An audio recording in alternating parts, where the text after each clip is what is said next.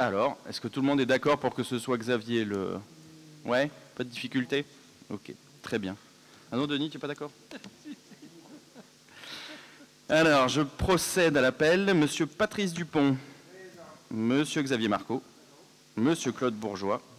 Monsieur Jonathan Argenson. Monsieur Denis Sabon.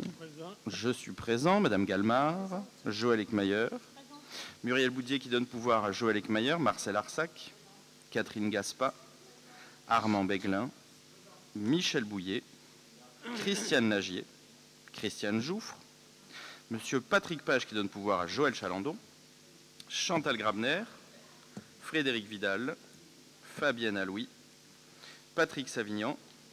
Marie-François Roca donne pouvoir à Frédéric Vidal. Christian Gastou. Carole Normani. Monsieur Ronan Proto qui a donné le pouvoir à Monsieur Christian Gastou, Monsieur Bernard Vaton qui a donné le pouvoir à Carole Normani, Jean-Pierre Pazero, Jean-Michel Boudier, Joël Chalandon, Cédric Archier qui a donné le pouvoir à Xavier Marco, Jean-Dominique Artaud qui a donné le pouvoir à Denis Sabon, Pierre Marquesto, Valérie Andrès, Aline Landrin qui a donné le pouvoir à Marcel Arsac, Nicolas Arnoux qui a donné le pouvoir à Valérie Andrès, et Céline Benex qui a donné le pouvoir à Marie-Thérèse Galmard. Le quorum étant atteint, l'ordre du jour peut être examiné. Vous avez été destinataire du procès-verbal sommaire de la séance du 9 septembre 2024. Avez-vous des remarques, chers collègues? Pas de remarques. On passe au vote.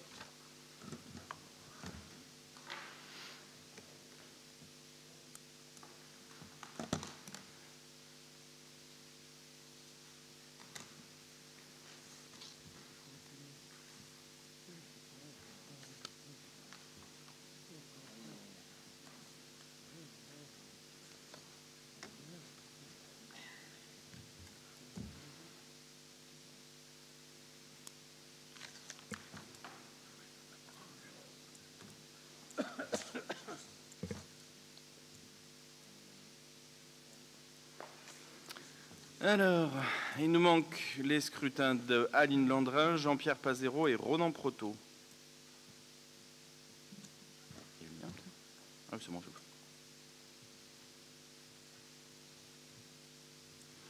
Alors, 35 votes, 29 pour, 6 abstentions. Le dossier est adopté, je vous en remercie. On va passer au dossier numéro 1. Donc, c'est la classique maintenant sur la M57, c'est les ajustements de compte à compte. Décision modificative numéro 3. Est-ce qu'il y a des questions, chers collègues? Non? On passe au vote.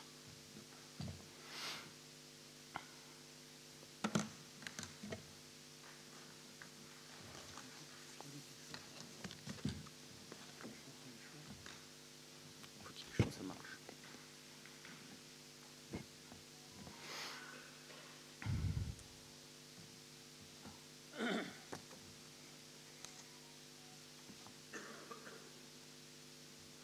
Alors, 35 votants, 35 votes, 26 pour, 9 abstentions. Le dossier est adopté, je vous en remercie. Dossier numéro 2, la classique, pareil, admission en non-valeur de créances éteintes pour un montant total de 32 936 € et 36 centimes. Est-ce qu'il y a des questions, chers collègues?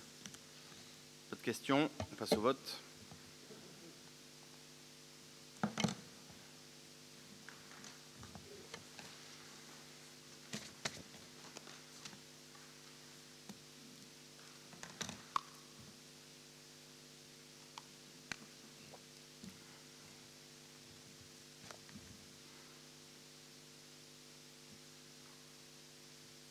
Alors, 35 votants, 35 votes, 28 pour, 7 abstentions. Le dossier est adopté, je vous en remercie. Dossier numéro 3, attribution d'une garantie d'emprunt à Grand Delta Habitat pour l'acquisition de 12 logements situés rue des Bruyères à Orange auprès de la Caisse des dépôts et consignations. Est-ce qu'il y a des questions, chers collègues? Oui, Madame Alouis. Oui, je voulais savoir, parce qu'en général, dans la dernière période, quand il y a eu certaines résidences qui ont été construites, il y en a une partie sur lesquelles après on se positionne qui est assimilée à du logement social. Et là, c'est un peu particulier parce qu'en fait, cette fois-ci, c'est Grand Delta Habitat qui va acquérir 12 appartements dans cette résidence qui est en train d'être terminée, là. Ou qui est terminée, peut-être, je n'ai pas suivi les travaux. Quelle est la différence, en fait? En fait, c'est des porteurs qui se positionnent après, qui se dirigent vers les bailleurs sociaux pour qu'ils prennent la partie sociale. En fait, la construction est faite par des promoteurs privés, si c'est celui-là que j'ai bien en tête. Et après, ils sont considérés sociaux parce qu'ils ont été achetés par le bailleur. C'est une autre méthode. C'est assez courant, hein. Je ne vous cache pas qu'au département, on le fait assez fréquemment. Ce n'est pas toujours le bailleur social qui est constructeur. Pour avoir le contingent, le nécessaire par rapport au plan triennal qu'on a. Ça, on le sait pertinemment. Eh bien alors, je ne vois pas ce que vous ne comprenez pas, chère madame. Non, je vous ai dit qu'il y avait deux façons de faire, en fait. Celle-là, c'est l'autre. Il y a aussi des promoteurs privés qui font de l'aménagement locatif et dont une partie est réservée au logement social sans que ce soit géré par le bailleur social. Oui, mais du coup, quelle est votre question? En fait, je me posais la question parce que c'est la première fois qu'on a ce type de dossier sur Orange. Et jusqu'à présent, sur le dossier où il y avait le Aldi dans l'avenue des étudiants ou d'autres, ou également au Coudoulet aussi, au-dessus des notaires, là. Je ne me rappelle plus le nom de la résidence. Là, il y a une partie qui est réservée à de l'attribution dans le cadre du logement social. Jusqu'à présent, on n'avait que de ce type de dossier. Donc, en fait, c'était une question, en fait, c'était pas... Mais c'est un autre type, on a un autre type, là, cette fois-ci, mais je veux dire, ça vous pose un problème particulier ou... C'était de la curiosité. Oui, non, mais d'accord. Non, la curiosité citoyenne. D'accord, mais je n'ai pas la réponse à votre curiosité citoyenne. C'est une méthode qui se pratique et qui s'applique là pour le coup. Mais s'il y a d'autres précisions... J'ai peut-être pas compris la question, n'hésitez pas, hein, si jamais il y a... Non? Bon, ok. On passe au vote?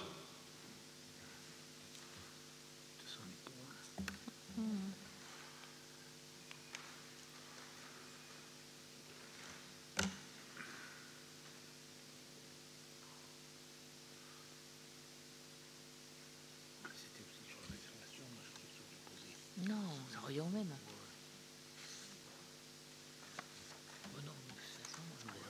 Alors, 33 votes, 33 pour. Dossier est adopté, je vous en remercie. Dossier suivant. Abrogation de la délibération, fixation des amortissements et dérogation à la règle d'amortissement au prorata temporis de certains biens suite à la mise en place de la M57. Oui, bon, c'est la mise en place de la nouvelle nomenclature qui financièrement nous est plutôt d'ailleurs défavorable puisqu'on fait, je l'ai déjà dit à l'interco, vous allez dire, puisqu'on fait ce que l'État ne fait pas, c'est-à-dire qu'on fait de l'amortissement, ce qui est normal, mais dès la première année, ce qui est un peu coûteux et qui est un peu pénible en termes de comptabilité. Est-ce qu'il y a des questions, chers collègues, sur le sujet? Non? Bon, on passe au vote.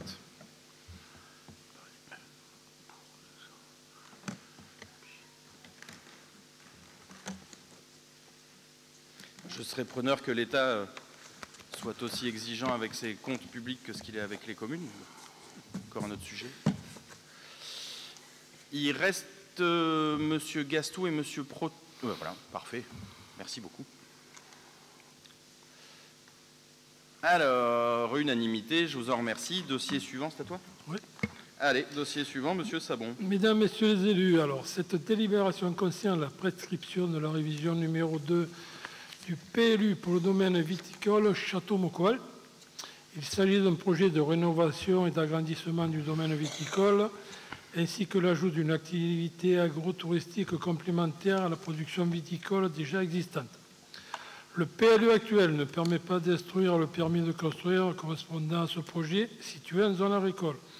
Il est nécessaire de créer un secteur de taille de capacité d'accueil limitée, STECAL, comme précédemment pour la minoterie Giral. Ce projet n'entraînera pas de consommation foncière supplémentaire et ne viendra pas impacter les vignes en appellation, ce qui est très important, bien sûr. La démarche classique de la révision allégée permettra de solliciter les avis des différentes personnes publiques associées, préfecture, chambre d'agriculture, etc., etc. Il y en a 7 ou 8. Une enquête publique viendra conclure la procédure et recueillir l'avis des habitants. Je vous propose d'adopter cette délibération. Y a-t-il des questions? Oui, Madame Normani, pardon. Oui, bonjour à tous. Je voulais savoir si vous pouviez nous donner un petit peu les dimensionnements de ce projet en termes de surface, de capacité d'accueil, d'infrastructure. Qu'est-ce qui est envisagé en fait? En fait, on est dans le... Tu les as? Vas-y, après, je préciserai. Pas de problème. Ma question en même temps, comme ça. Moi, j'avais deux questions à poser. Attendez, juste, monsieur Saban répond à madame Normandie. Oui, à ce stade, on ne peut pas les donner, mais dès que le permis sera présenté et qu'on va redélibérer, on pourra en parler. Là, pour l'instant, c'est juste sur le principe. Savoir si à cet endroit-là, on peut ouvrir une certaine surface à la construction. Voilà. C'est juste un principe. Grosso modo. On avancera après plus dans le détail. Ben, c'est difficile de statuer sur le principe si on ne connaît pas le projet. Oui, mais si vous voulez, ils ne peuvent pas déposer un permis en pas sachant si déjà au départ ils vont pas être bloqués. On n'en est pas au stade du dépôt de permis, là. On en est au stade du modification du PLU. Donc, pour modifier un PLU, il faut quand même savoir ce qui va s'y faire. Il va s'y faire, je l'ai dit, ça va être un réaménagement de la cave, moderniser la cave qui est très ancienne. Il va y avoir sûrement un local pour l'accueil des touristes, pour la dégustation. Et peut-être après, comme je vois qu'il y a aussi... ce sera peut-être aussi chambre d'hôte ou table d'hôte, quelque chose comme ça. Non, parce que moi, j'ai entendu parler d'un complexe hôtelier, donc c'est pour ça que... Un complexe hôtelier? Oui. Donc c'est pour ça que je voudrais des précisions avant de pouvoir voter cette délibération. Pour l'instant, je n'ai pas le détail. À la rigueur, d'ailleurs, c'est la procédure un peu normale, c'est-à-dire que les propriétaires ne vont pas payer un architecte pour déposer un permis de construire s'ils ne sont pas sûrs déjà que ce premier filtre-là sera passé. Ça, je ne comprends pas que ça vous choque, parce que c'est un peu la procédure normale. Il faut qu'ils sachent d'abord ce que les personnes publiques associées laissent faire, sachant que ce qu'on sait, en revanche, c'est le souhait qu'a le propriétaire. Et effectivement, c'est tout ce qu'a dit Denis. Le problème en l'état, c'est que c'est une zone qui est zonée agricole. Le propriétaire ne souhaite pas imperméabiliser 1 cm² de plus. Cependant, comme il y a un changement de destination pour partie, dans l'absolu par rapport au PLU, il ne peut pas le faire. Mais je ne doute pas que, comme c'est de l'activité agricole et que vous y êtes soucieuse, vous apporterez tout votre soutien, fût-il intellectuel, sur le sujet. Voilà. Alors, moi, j'apporte bien sûr mon soutien à tout projet de développement agricole. Là, on est sur un projet de développement hôtelier. C'est un autre sujet quand même. Ah, mais si vous êtes contre, il faut le dire aussi. Mais c'est vrai qu'il y a une partie qui est Je voudrais savoir avant de voter. Oui, il y a une partie qui est effectivement hôtelière pour faire de l'onotourisme. C'est vrai. Si vous voulez, l'expérience nous montre que lorsque vous avez géré le dossier du quartier de l'Étang, vous avez très mal géré ça, c'est-à-dire que vous avez a posteriori envisager les nuisances d'accessibilité, d'eau usée, de ruissellement des eaux de pluie, etc. Pardon. Donc, moi, je ne vous fais pas confiance sur la gestion des projets, effectivement. Ça, c'est sûr. Vous faites plus confiance à Emmanuel Macron, je l'ai bien compris. Non, il n'empêche que c'est la procédure normale. C'est comme ça et ça se passe de partout pareil. Vous auriez le même sujet, mais après, si vous êtes opposé à l'accroissement de l'activité, à l'élargissement même de l'activité de cette exploitation, c'est votre droit, ce n'est pas le sujet. Mais est-ce que la procédure est ainsi faite? Elle est ainsi faite. Madame Alouis, je vous en prie. Oui, moi, je n'avais pas de questions sur le dimensionnement, mais sur le contenu du projet. Donc, en fait, d'un côté, on parle de projet hôtelier, de l'autre côté, on parle de gîte, ce qui n'est pas tout à fait la même chose. Et en même temps, vous parlez de modification du PLU en précisant qu'il n'y aura pas 1 cm² de plus de constructible, d'après ce que j'ai compris là, à vos propos. Parce que ce qui serait intéressant quand même, c'est d'avoir dans le contenu de la délibération, ou du moins dans le rapport qui nous fait voter la délibération, d'avoir des éléments un peu plus précis. Même si c'est concevable que celui qui va déposer le permis ne va pas s'engager de manière anticipée, mais à l'origine, normalement, n'importe quel propriétaire orangeois devrait porter des projets qui sont conformes au PLU. Donc là, c'est le contraire, en fait. Vous êtes en train de vouloir modifier le PLU pour vous adapter à un projet d'un particulier. Et en même temps, c'est une bonne question. Ah pardon, excusez-moi, je vais y répondre effectivement, mais c'est une bonne question. Et donc, en fait, si on avait un peu plus d'explications, parce que même si l'architecte n'a pas encore été sollicité pour monter le projet, je suppose quand même que le propriétaire en question, il il a quand même quelques idées dans la tête, quand même. Et ça aurait été bien de les développer dans le rapport, nous soumettant la délibération au vote. Le fond de la question, c'est ce que vous avez dit, c'est-à-dire normalement un projet se conforme au PLU.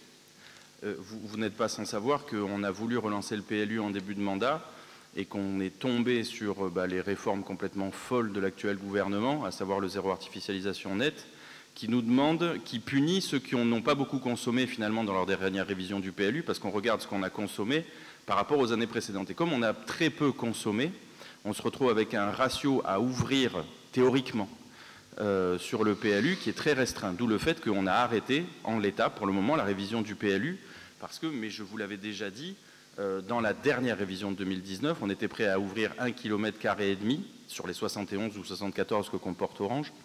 On était prêt à descendre à 1 km et les échanges qu'on avait avec la préfecture étaient de tomber à 45 hectares en enlevant un certain nombre de zones pour lesquelles vous vous étiez d'ailleurs mobilisé à juste titre, notamment la zone nord de la gare et les 11 hectares qu'on avait mis en réserve foncière pour l'extension éventuelle de l'hôpital. Bon.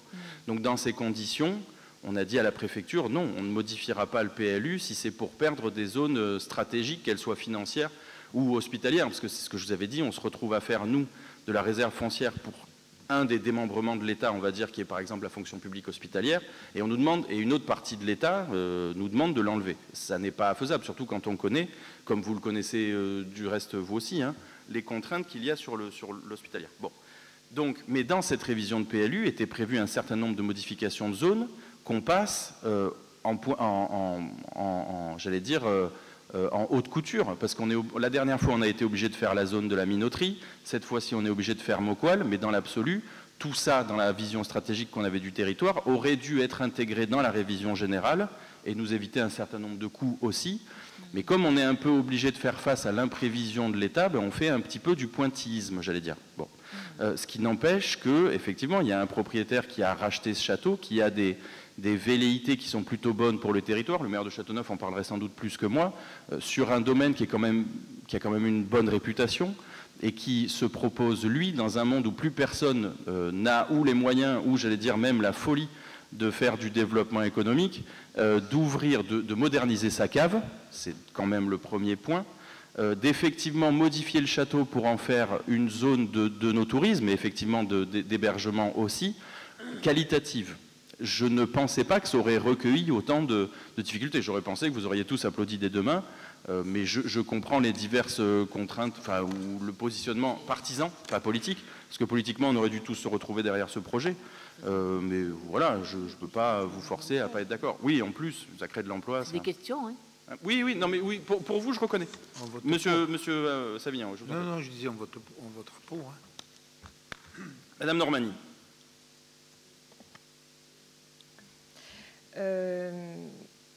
Ce que je critique durant cet échange, c'est d'abord votre irrespect de me couper la parole, et deuxièmement, c'est de ne pas vouloir répondre aux questions, parce que aller à l'aveugle dans un projet dont vous ne connaissez pas l'ampleur et ni donc l'implication des coûts financiers pour la ville me semble faire preuve d'un grand amateurisme en termes de gestion de la ville. Voilà, c'est vraiment, pour moi, c'est vraiment votre point faible, c'est que vous ne savez pas gérer un projet de bout en bout et vous découvrez les choses au fur et à mesure et vous n'étudiez pas les choses correctement. Tout ce qui est excessif est ridicule et vous êtes très souvent très excessif. Au bout d'un moment, ça devrait peut-être un peu vous fatiguer, mais je vois que vous avez une détermination dans l'excessif et dans le ridicule. Non, mais bien sûr qu'il y a... mais c'est évident qu'il n'y a pas de coup. Mais vous mélangez tout. Enfin, je n'arrive pas à comprendre votre positionnement politique. Vous passez votre temps à nous dire vous ne savez pas faire du développement économique, vous ne savez pas faire du développement économique, et quand il y en a, à chaque fois, peu importe où il se situe, et Dieu sait s'il y en a, ça ne vous convient pas. Je ne suis pas là pour vous faire plaisir, moi. Si vous voulez être de mauvaise foi, ça vous regarde, Mme Normani, ce n'est pas mon problème. Bon.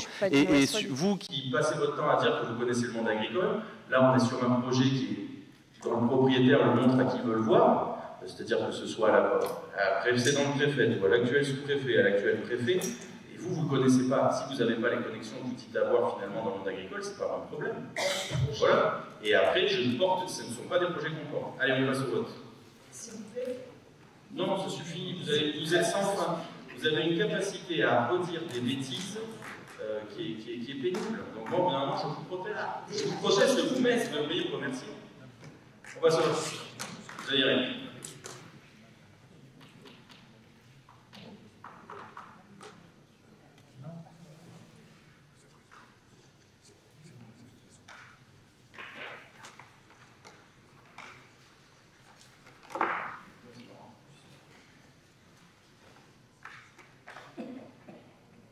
Oui, tu peux le dire.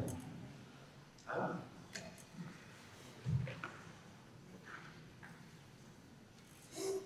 oui.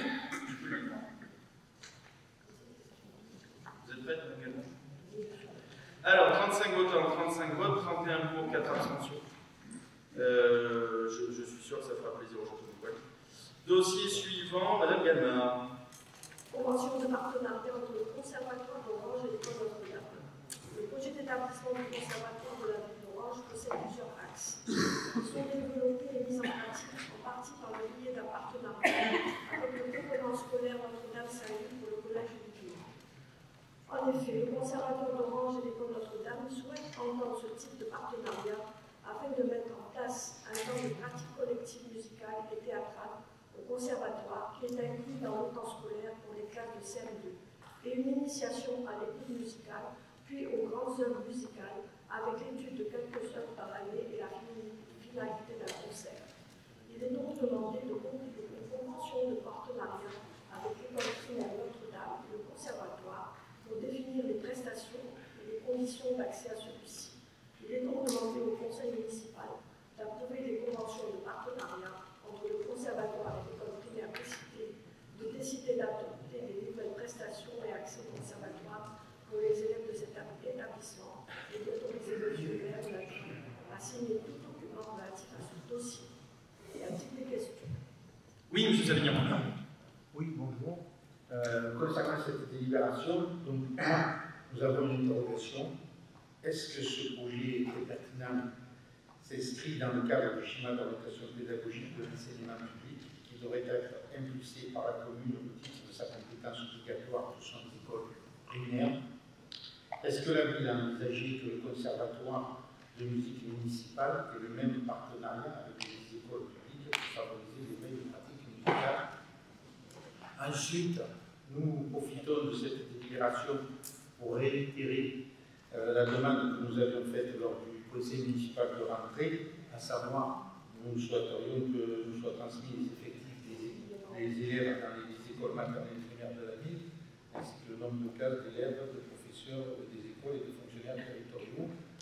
Enfin, nous vous demandons une nouvelle fois la création d'une commission scolaire extra-municipale portant sur la carte scolaire à travers tous les partenaires nationales par les voilà. Ça n'a rien à voir avec le conservatoire, monsieur. Non, non, la première question, oui. Oui, mais alors l'école Notre-Dame nous a demandé de bien vouloir avoir quelques élèves qui viennent au conservatoire, uniquement du CM1 et CM2. C'est tout. Elles ne sont pas nombreuses, elles sont 4 ou 5. Puisque les élèves du collège Saint-Louis viennent au conservatoire. Voilà, c'est tout simplement. On a des partenariats avec des collèges publics, notamment avec Hendrix de mémoire. C'est ça? Donc, dès qu'il y a une demande de la part du chef d'établissement, c'est des choses qui sont tout à fait enregistrées. Est-ce que, par exemple, on a la chance d'avoir un conservatoire de musique de cette ville, et donc, en fait, je saisis l'occasion de ce dossier est-ce que, dans le projet d'établissement du conservatoire, dans lequel la ville a son droit de dire, est-ce qu'il est envisagé dans les 10 écoles publiques, puisqu'en fait, a priori, c'est quand même ce qui nous intéresse, c'est quand même la ville qui a la charge des écoles publiques de la ville, est-ce qu'il y a des initiatives du conservatoire qui sont en partenariat avec les professeurs des écoles pour favoriser l'éveil et les pratiques musicales des petits orangeois? Madame Amélie, je pense que vous posez un peu le problème à l'envers. Si vous avez des instituteurs ou des enseignants, comme c'est le cas sur d'autres établissements publics ou privés du reste, qui se sentent l'envie, la compétence, le temps de faire ça. On on l'accueillera, mais c'est pas nous qui allons forcer les écoles à... On ne va pas forcer les écoles, mais vous savez C'est pertinemment ça que le sujet. Là, on a eu des demandes de la part de certains établissements, on les a accueillis, mais on ne va pas taper à toutes les portes pour dire est-ce que vous voulez venir. S'ils veulent venir, ils savent très bien que c'est ouvert, puisqu'on l'a fait sur d'autres établissements. c'est pas ça que je vous ai posé comme question. Mais c'est ma réponse, comme dirait... Tout simplement, c'est vrai qu'on diverge, c'est vraiment des orientations, je dirais, de politique publique d'éducation. Il y a pas mal de collectivités qui ont ce qu'on appelle des juristes ou d'autres types d'intervenants et qui impulsent, c'est la collectivité qui impulse les projets pédagogiques, qui les aident, etc. Là, vous êtes sur, ça c'est le contraire. Non, je pense pas. Je pense que quand on voit l'état de l'éducation nationale, je pense que malheureusement, ils ont d'autres sujets à traiter autrement plus graves que de savoir s'ils arrivent à trouver le temps ou à organiser l'emploi du temps pour mettre les enfants dans le conservatoire. Je pense qu'il y a d'autres sujets malheureusement. Vous en connaissez, je n'en doute pas. Mais je pense qu'ils sont plus à se gratter la tête, surtout en ce moment, à savoir comment ils vont faire pour transmettre leur savoir, pour arriver pour certains, à faire en sorte que la classe soit tenue. Ce serait le paradis. Hein. Et encore une fois, je ne doute pas que s'ils avaient le temps de le faire, et les capacités et les finances pour le faire, même si les finances, ça, c'est pas vraiment le sujet, parce qu'on prend en charge, ils le feraient. Donc je pense que vous inversez un peu la charge de la peine. C'est un peu une inversion accusatoire. Il n'y a pas d'intervenants d'imistes ou des intervenants. Si, on en a. Bien sûr, on en a qui vont dans les écoles. C'était une partie de ma question. Je refais une remarque, pardon, Madame Normani, je vous redonnerai la parole, du coup, comme je vais répondre à votre question. C'est que dans un des derniers conseils municipaux, on a fait la révision numéro 3 du PLU, et on a fait exactement la même procédure avec le domaine jaune qui nécessitait un STECAL, alors qu'on n'a pas le projet définitif, c'est exactement la même procédure, et là, ça ne vous a pas choqué. J'ai tort, mais c'est vrai. J'ai tort, mais j'ai raison quand même. Hein. Donc, alors je ne vais pas aller chercher pourquoi ça ne vous a pas embêté. Ce qui ne vous a pas embêté sur le domaine jaune vous embête sur le domaine bleu. Allez-y, je vous ai dit que j'allais vous rendre la parole. Mais non, je ne suis pas d'accord avec votre façon de procéder, de gérer. Mais c'est exactement la même que pour le domaine jaune, Madame Normani. Exactement. Et là, vous l'avez voté. Je suis désolée. Oui, moi aussi, je suis désolé de votre incohérence. Pour le domaine jaune, de même que pour la miroiterie, nous avions un minimum d'éléments. Pas du tout, c'est exactement pareil. Les éléments avancés, et là, vous avez vous êtes si on a bien sur avec les chambres de vote ou si on a sur un. Et vous avez répondu. Je vous ai répondu. Et bien sûr que si. Il y a un complexe c'est de l'hébergement. Non. Et comme il y en a, vous devriez vous en féliciter. Que ce soit comme l'hébergement, c'est la mission du projet, c'est tout. sur la même surface, ce que vous faites, vous allez, si comme vous le dites, comme vous en parlez, comme me le disait à juste titre mon adjoint Jonathan Argenson, pour aller boire des coups aux entrepreneurs, il y a du monde, mais pour aider l'entrepreneuriat, c'est toujours un peu plus compliqué avec nous. Mais tout n'est pas dans l'apéro, hein, Madame Normani. Il n'empêche que là, peut-être, mais en tout cas, je pense que la situation d'Orange est meilleure que celle de la France, pour laquelle vous avez mis le président de la République. La façon dont vous gérez les projets montre très bien que... Je les gérais exactement pareil que sur d'autres projets où vous n'avez pas motif. Donc ça, vous faites la mauvaise foi, mais vous avez autant d'informations, sur ce projet que sur les autres. Sauf que pour le domaine jaune, ça ne devrait pas poser de problème. Chacun peut chercher. Allez, on passe au vote. Mais je sais pas, vous avez répondu, merci. Non, mais je c'est tout vais bon. la parole. Je suis désolée, mais je ne vous laisse pas dire je voulais même redonner. Je ne vous laisse pas dire les mensonges. Ah mais je dis la vérité. Alors que la vérité, je sais que la vérité peut mettre en colère. C'est généralement à ça qu'on reconnaît la vérité. Et je vous vois très en colère, mais c'est pas moi, c'est les faits. Vous n'avez pas voté.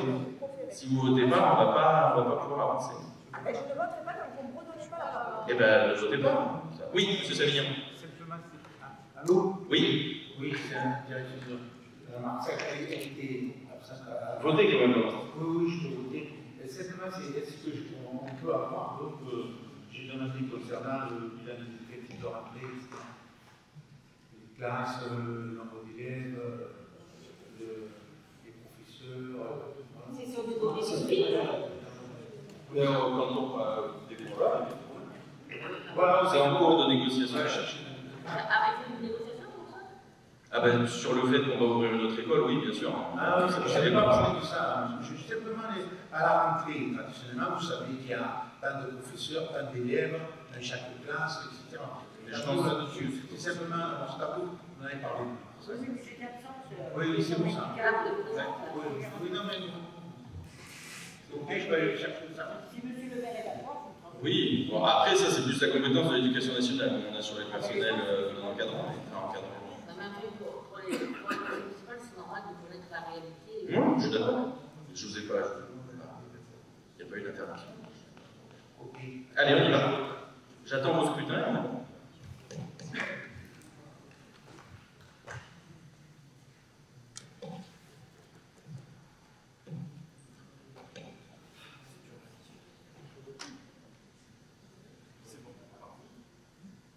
Alors, 35 votants, 31 votes, 31 pour. Le dossier est adopté. Je vous en remercie. Dossier suivant. Joël Caillard.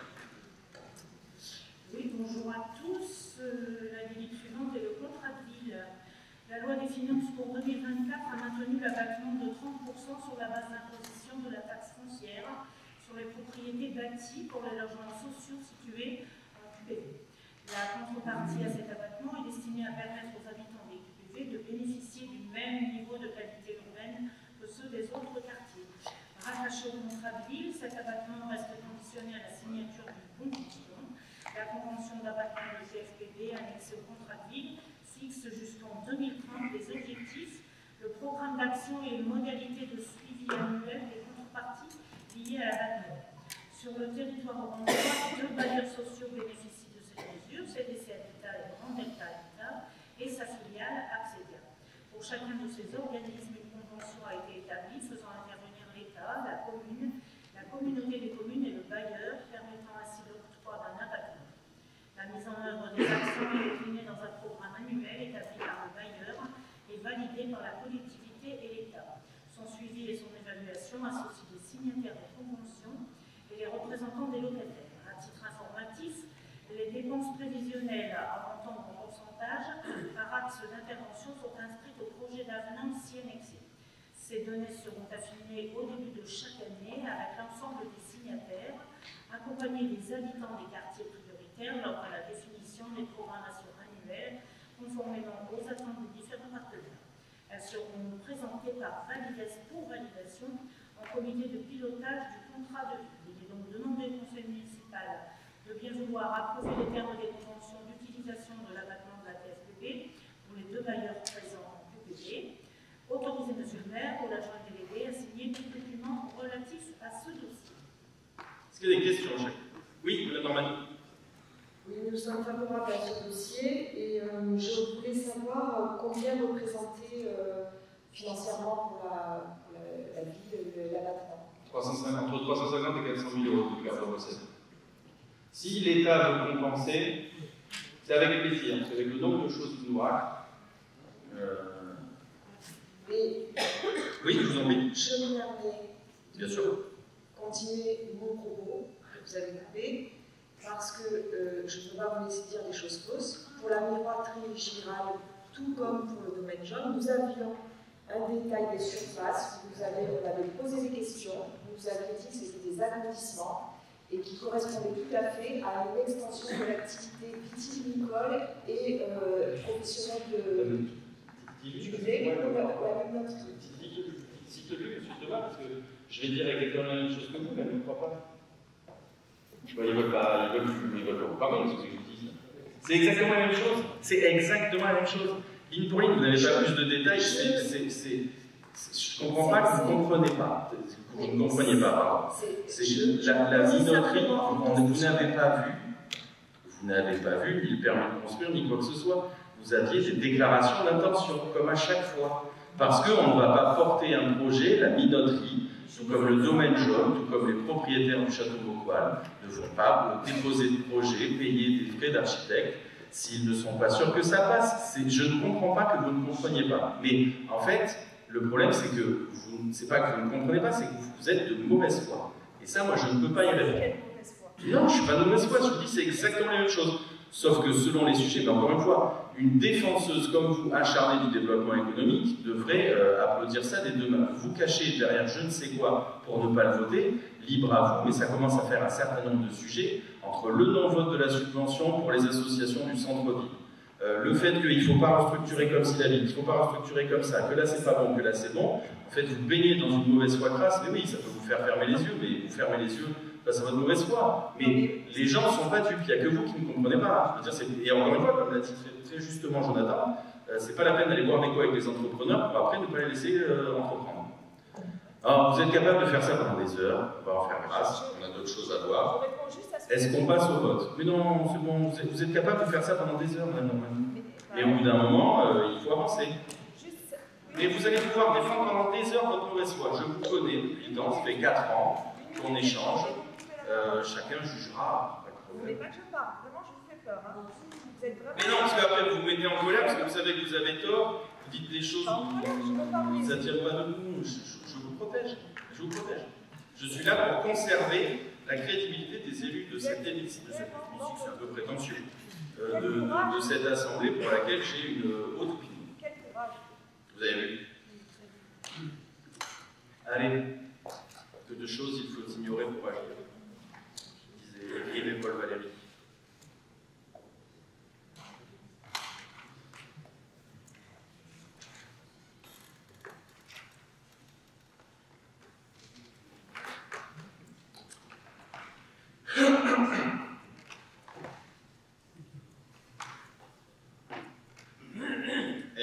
Très bien. 30, unanimité, je vous en remercie. Dossier suivant, c'est à vous, mon colonel, je crois.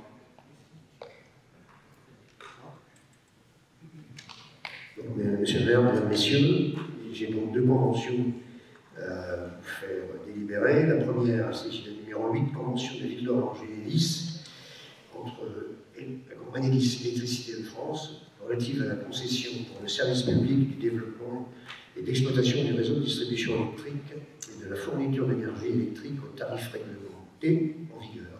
Il s'agit là de l'avenant numéro 1. Pour mémoire, la commune d'Orange, Électricité de France et Enedis ont conclu le 2 octobre 2020, voici 4 ans déjà, pour une durée de 30 ans, un contrat de concession pour le service public et la distribution d'électricité et de fourniture d'énergie électrique au tarif réglementé sur son territoire desservi par la concession, si après désigné le contrat de concession. Donc ce contrat comporte un cahier des charges de concession intégrant dans son annexe 2 un PPI, un programme pluriannuel d'investissement, pour la période 2021-2024 qui arrive à échéance. Donc, il a été convenu que le PPI, qui arrive donc à son terme, l'autorité concédante que nous sommes et le gestionnaire du réseau de distribution se sont rapprochés afin d'établir le bilan des investissements réalisés et élaborés dans ce PPI sur la période suivante, conformément à l'article 11 du cahier des charges et aux articles 6 et 7 de l'annexe 2 au cahier des charges du contrat de concession. Les parties souhaitent donc modifier la durée des PPI et la fixer maintenant à 5 ans au lieu de 4 précédemment. Il est donc demandé au Conseil municipal d'approuver les termes du projet d'avenant que vous avez en annexe, numéro 1, et d'autoriser Monsieur le maire ou tout adjoint habilité à signer tout document relatif à ce dossier. Voilà, Monsieur le maire. Est-ce qu'il y a des questions, chers collègues? Non? Je passe au vote.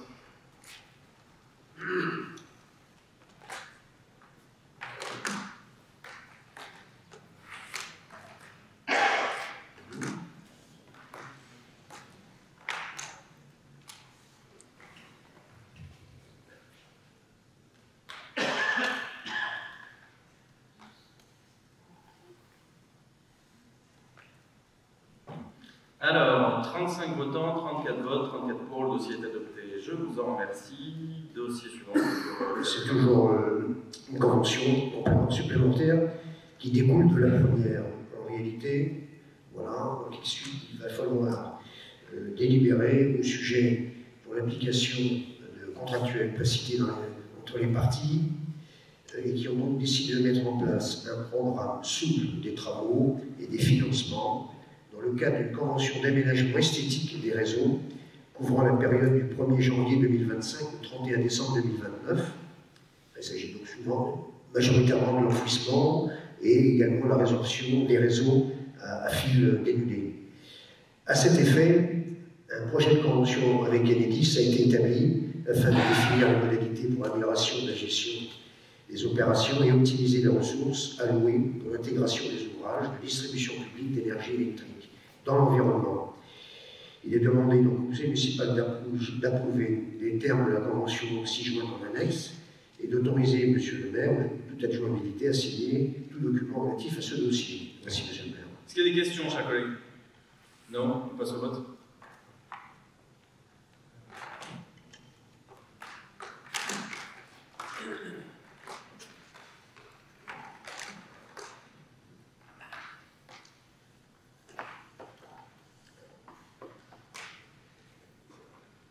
Alors, 35 votants, 35 votes, 35 pour, le dossier est adopté à l'unanimité, je vous en remercie. Avant de sortir, les 3 points vont être traités, je vais sortir pour éviter tout problème. J'aurai quelques communications à faire, donc une fois que les rapports seront finis, je vous demanderai aux élus de ne pas sortir. J'aurai 2-3 points à régler, s'il vous plaît. Merci beaucoup.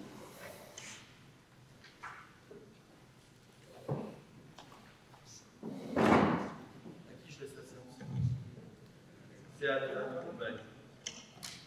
Madame Bernard, la présidente.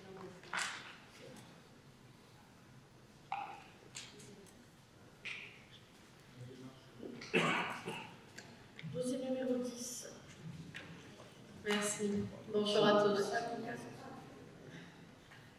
La délibération suivante est l'autorisation d'urbanisme, délégation de signature à un élu. En application de l'article L422.7 du Code de l'urbanisme, si M. le maire est intéressé par une demande d'autorisation d'urbanisme, le conseil municipal de la commune doit désigner un autre de ses membres pour prendre la décision. En effet, une déclaration préalable de division de parcelle a été déposée le 4/11/2024 et enregistrée sous le numéro DP 084 087 24 00 418 pour le compte de la SCI Grégory. M. Sabon procédant à une délégation en matière d'urbanisme par le maire et qu'une délégation s'effectue sous la surveillance et la responsabilité du maire, cette procédure doit être impartiale. M. Sabon ne peut pas signer l'octroi d'une déclaration préalable dont M. le maire est intéressé. Il convient donc de désigner un autre élu pour instruire et signer la déclaration préalable. Il est demandé au conseil municipal de donner une délégation de la signature à titre exceptionnel à M. Xavier Marco, 8e adjoint au maire, afin que celui-ci puisse signer une déclaration préalable relative à ce dossier dont M. le maire est intéressé. D'autoriser M. Xavier Marco à signer tout document relatif à ce dossier. Y a-t-il des questions? Je pense que nous pouvons passer au vote, Madame Galmard. Passons au vote.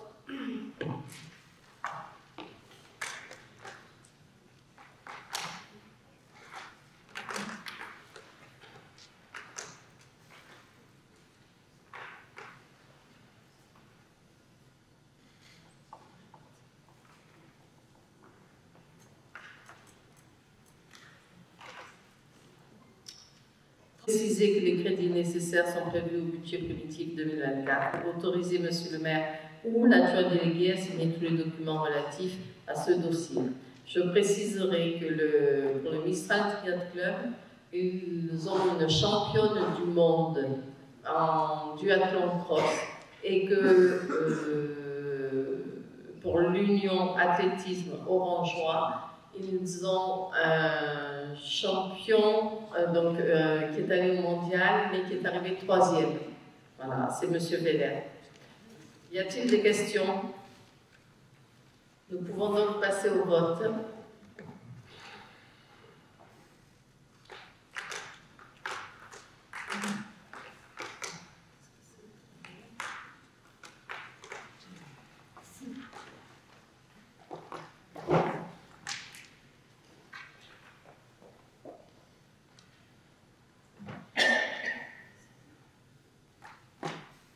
Votants, 34 pour, le dossier est adopté, je vous remercie. Dossier suivant.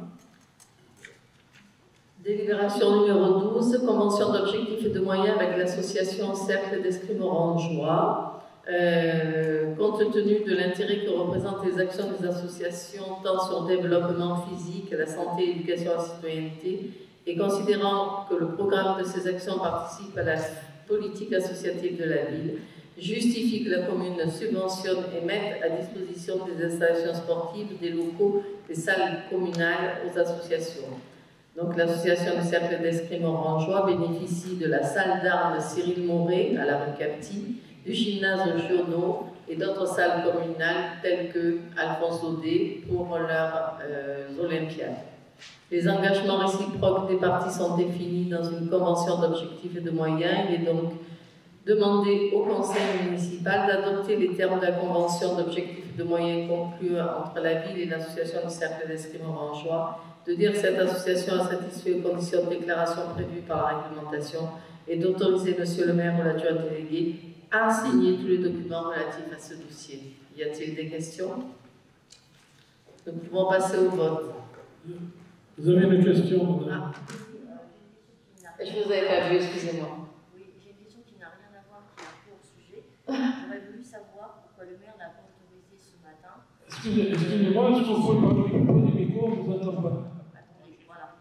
J'aurais voulu savoir pourquoi, pour la première fois ce matin, le maire n'a pas autorisé l'opposition à poser une question qui soit hors ordre du jour. Voilà, mais il n'est pas là. Donc, j'aurais voulu savoir pourquoi on n'a pas pu ce matin évoquer un autre sujet que l'ordre du jour, comme il est fait précisément. C'est hors sujet, là. Oui, je sais que je suis hors sujet. Je sais bien, madame Gaspard. Il va revenir, on va lui poser la question. Hein. Vous savez qu'il va intervenir. Je pense que nous pouvons passer au vote.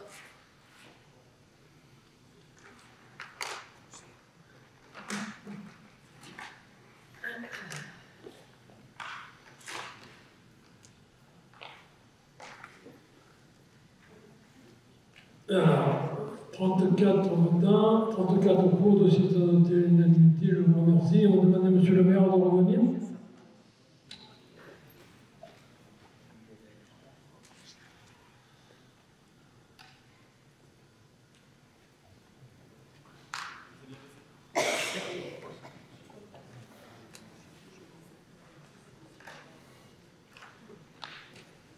Alors, chers collègues, comme je l'ai dit avant de partir, avant de lever la séance, il y a des choses qui m'embêtent un peu, c'est tout de votre part, Madame Vidal, parce qu'on ouvre les débats, mais vous êtes meilleur une fois qu'on vous a préparé des interventions ou une fois qu'il y a la presse que pour prendre la parole pour attaquer. Donc du coup, je vais répondre, puisque dans le dernier conseil municipal, j'ai fait état du fait que je n'avais pas de note de frais. Bon.